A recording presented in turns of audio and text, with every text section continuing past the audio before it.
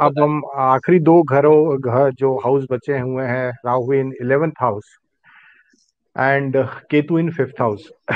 तो देखिए, राहु तो है ही, राहु का दूसरा नाम ही डिजायर है, डिजायर फुलफिलमेंट है, उसको हर चीजें चाहिए है और किसी भी कीमत पे चाहिए। और ऐसा घर 11th हाउस की, किसी के कुंडली के 11th हाउस, जो कि 11th house is a house of wish full wish fulfilment, मतलब जो कि डिजायर्स है इंसान की, वो ग्रह कहलाता है 11वां हाउस। और 11वें हाउस में जनरली सभी ग्रह शुभ परिणाम देते हैं। और राहु के लिए पर्टिकुलरली ये हाउस इतना इंपॉर्टेंट है क्योंकि Rahu is actually epitome of desires.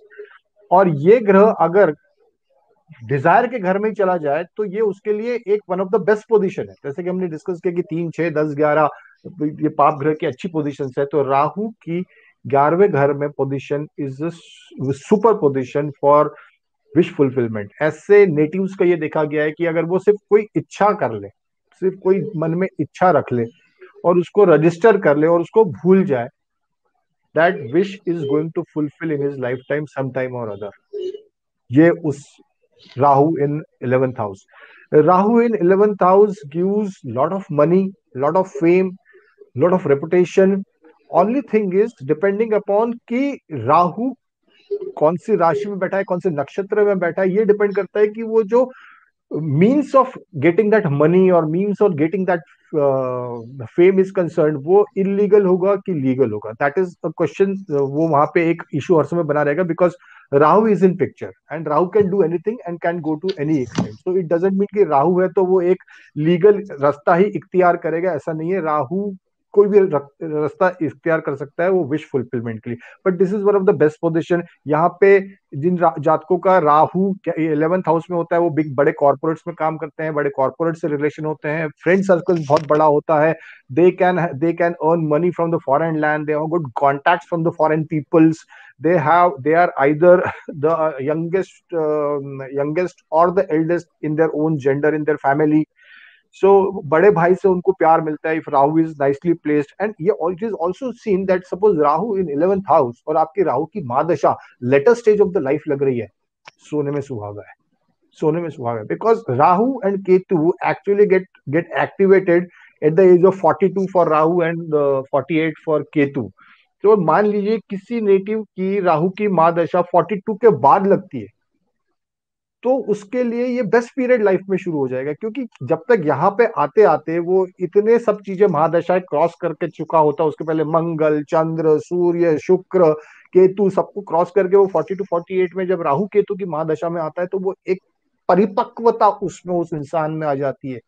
और जब उसमें राहु की महादशा शुरू होती है तो राहु जो इल्यूजन देता है या केतु में जो उसके इल इफेक्ट्स है वो उससे इल इफेक्ट्स के जाल में ना आता हुए वो करेक्ट डिसीजंस लाइफ में लेता है। And bases that correct decisions he can succeed in life, and that could be the story from rags to riches, rahu in 11th house. So lot of earning हो सकता है कि उस इंसान के 11वें हाउस में जिसका राहु हो उसकी अर्निंग हर मंथ मंथ पे सेट नहीं हो, कि हर मंथ पे सैलरी नहीं आ रही हो, बट उसको अनएक्सपेक्टेड गेन कब कौन सा कहां से हो जाए he never know. And Rahu in 11th house is a beautiful position.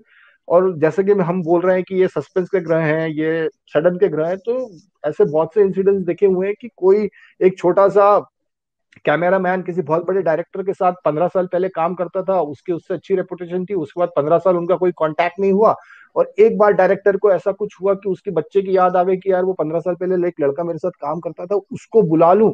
ये जो लड़का 15 साल पहले काम करता था, जिसको डायरेक्टर ने 15 साल बाद बुलाया क्योंकि उसके काम से वो खुश था, और उस दिन से उस लड़के की लाइफ चेंज हो गई। This is Rahu. राहु उस छोटे से जो लड़के 15 साल पहले, आज उसकी राहु की महादशा शुरू हो गई है, इसलिए ऑल ऑफ ए सडन एक ऐसा इवेंट हो गया जिसके कारण उसने पूरी लाइफ 180 डिग्री चेंज हो गई, और उसको उस लेवल से ऊपर जाने में फिर कोई नहीं रोक सका। So this is a fraction, मतलब 1-2 महीने के अंदर, 15-20 दिन के अंदर आपकी लाइफ में पूरे चेंजेस आ जाते हैं। And this I have seen in so many kundlis, Rahu in 11th house and fifth in Ketu in 5th house. Now let us talk about Ketu in 5th house. So 5th house is a house of a purva punya. 5th house is a house of a mantra। और केतु जैसा आध्यात्मिक ग्रह अगर ऐसे स्थान पे बैठ जाए तो ऐसा इंसान मंत्र में बहुत पावरफुल होता है. he can use he can have that power of mantra because he know how to use it, how to recite it. He knows it very well because mantra is not just only mantra और वो सिर्फ एक language में लिख दिया है. It also depend upon कि आप उसको किस मॉड्यूलेशन ऑफ वॉइस से रिसाइट करते हो, because when you recite mantra frequency plays an important role. And Ketu in fifth house gives that different power to that native to use that power of mantra. So he will be exceptionally good in mantras as far as Ketu in fifth house is concerned. Ketu in fifth house problem is person will be detached from his children. उसको बच्चों में उतना interest नहीं रहता है. Not that he is doing it purposely, but inherently उसको वो उसमें वो टच नहीं है. उसको डिटैचमेंट होगा चिल्ड्रन से. देन उसको एजुकेशन में भी हो सकता है ब्रेकेज मिले, हो सकता है लव लाइफ में भी कंफर्टेबल ना हो, उसमें भी ब्रेक्स मिले. Speculation, it is advisable that Ketu in fifth house equity में ना इन्वेस्ट करे, and they better they invest in long term investments, क्योंकि इक्विटी में हो सकता है कि कोई सडन चीज ऐसी हो जाए and they get into a loss. So Ketu in fifth 11th Rahu is exceptionally beautiful provided they do not choose unfair means and take the help of meditation at every part of their life. So 11th Rahu will create wonders. Ketu in fifth house, as far as mantra and adhyatmic things are concerned, it is absolutely good. But as regards to children, had regards to breakage in education at some point in time, or has regard to love affairs, love matters, हो सकता है वहां पे कुछ cheating के chances हो. So you should be doubly cautious. So this is the results of Rahu in 11th house and Ketu in 5th house. Now let us move to the last house, which is the 12th house. 12th house में राहु जाएंगे और इस तरफ छठवें house में केतु आ जाएंगे. राहु की characteristics आपको पता है.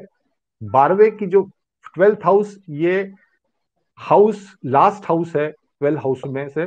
और ये जैसे हम काल पुरुष की कुंडली की बात करें तो पूरा एक मेष राशि से लेके जब मीन राशि का चक्कर पूरा खत्म हो जाता है, तो यहां से एक्चुअली ये भी आप उसको दूसरे एंगल से देखोगे तो यहां से आपकी आत्मा शरीर को छोड़ते हुए एक दूसरे वर्ल्ड में एंटर करती है, क्योंकि आपने पूरा एक चक्कर काट लिया है काल पुरुष की कुंडली के हिसाब से.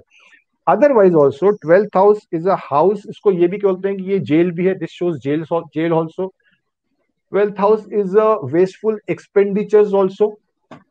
This could be wasteful also. This could be constructive expenditures also. मतलब मैं ये कहना चाह रहा हूं कि ये योग का स्थान भी है, ये भोग का स्थान भी है, ये आश्रम का स्थान भी है, ये जेल का स्थान भी है, ये खर्चे का स्थान भी है. अब ये खर्चा आश्रम के लिए होगा या ये किसी वेस्टफुल एक्सपेंडिचर होगा या ये किसी भोग के लिए होगा, दिस विल डिपेंड कि how Rahu is placed here और उसके एस्पेक्ट्स क्या है और कौन से नक्षत्र में है. तो ये डिपेंड करता है कि Rahu wasteful expenditure.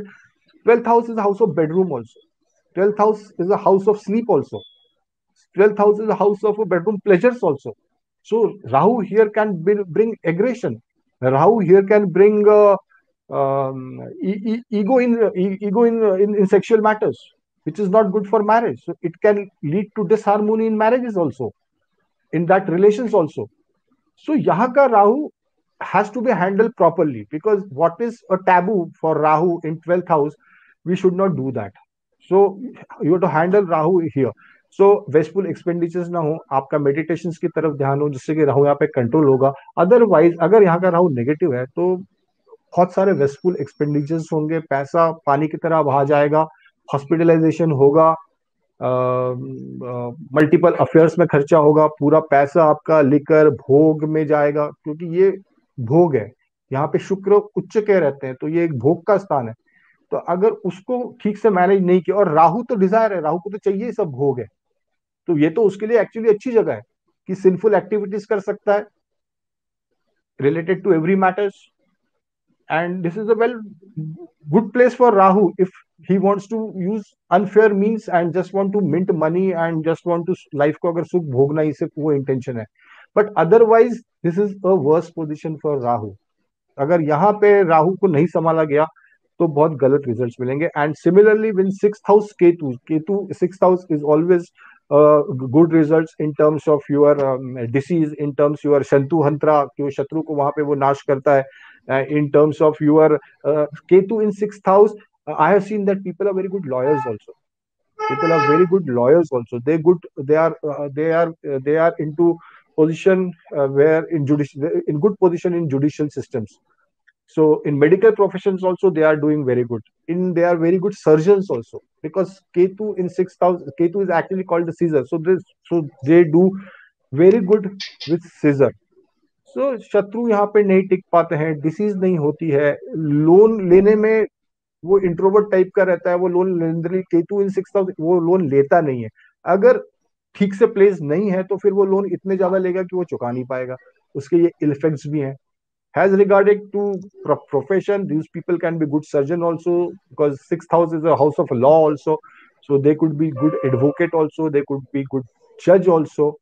So this is Ketu in sixth house and Rahu in 12th house. So this is all. These are the different positions that we discussed. कि हमने अलग अलग positions में अलग अलग भावों में राहु पहले से 12वें घर में कैसे करता है, और सब्सिक्वेंटली 180 डिग्रीज के अंतर पे केतु कैसे करता है। देखिए ये ग्रह ऐसा नहीं है कि ये पाप ग्रह होने के बाद ये अच्छे रिजल्ट्स नहीं देते हैं। Only thing is, since we know this science, since we know this ancient supreme science, ancient supreme science which is called astrology and which is called Vedic astrology. So और जब हम जानते हैं, हमको पता है, तो why not take a remedial measure at a proper time, और उन चीजों से रिफ्रेन करें जिससे कि हमको वो चीज को या उस घर के उस ग्रह के उस प्लैनेट के इल इफेक्ट हैंडल करने में आसानी हो।